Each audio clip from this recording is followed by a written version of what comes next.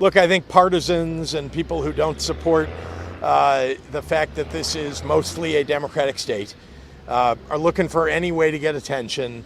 And so they talk about and push the idea that somehow counties in Illinois are going to leave, get up and join another state. That's not going to happen. That's not how it works. If they really want to get involved, they should actually show up, vote, make sure that their voices are heard.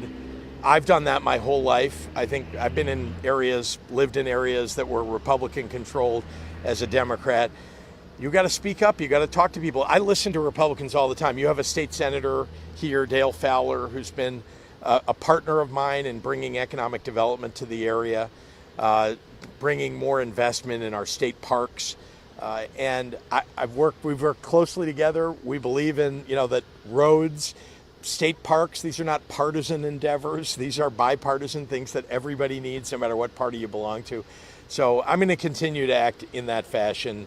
And, I'm sorry that people want to make a spectacle of themselves by claiming that they're going to leave the state. Look, if you want to leave the state, I would like you to stay. I'd like you to get involved and make it a better place by working together with us. But if you want to leave, then get up and move. And there's no chance that you're going to pick up a county and have it join another state. Gosh, where do I begin? They have so many thoughts about this. My first thought, of course, is that, you've got a state where right now there's 70 of your 102 counties have a state split movement going on. Either they voted for the referendum or they have a new Illinois county committee or both.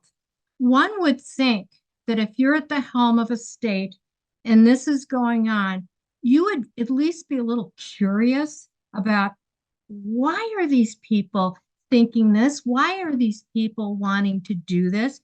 He has no curiosity about that. He makes assumptions. He makes the assumption, he says, oh, well, you got to get out there and vote. Well, there are many, many people in this organization, and I'm willing to bet that all of them vote every time and have for years because they are committed citizens and residents of the state. He says, make sure your voice is heard. Well, unfortunately, our voice isn't heard because he's gerrymandered this state to death. And I found it preposterous and sad that the legislators from Texas came to Illinois and under the protection of J.B. Pritzker, who stands up and acts all sanctimonious, like he wants to make sure people's voices are heard.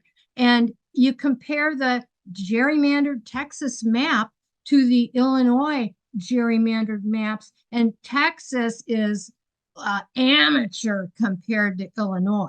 And so, we aren't a partisan group. That's another thing that he gets wrong. He gets it wrong because he doesn't care, and he's never asked. He's never sat down with any of us to find out what the story is. And the story is that in the state of Illinois, if you don't live in Cook County, you have no voice. And it dates back to Reynolds v. Sims, where they changed the way that state Senate's seats were, the districting was done. And Everett Dirksen, our late great senator from the 1960s, warned that in any state with a sizable city, all the power of state government was going to be absorbed into that city, and the rural people would lose their voice. So I think that he's very disingenuous. He pushes for things that may be great for an urban area, but they're not great for rural small town areas at all. But if you care, Governor Pritzker, about people having a voice in Texas, why don't you care about the fact that many, many of the people in this state have no voice because you've stolen it?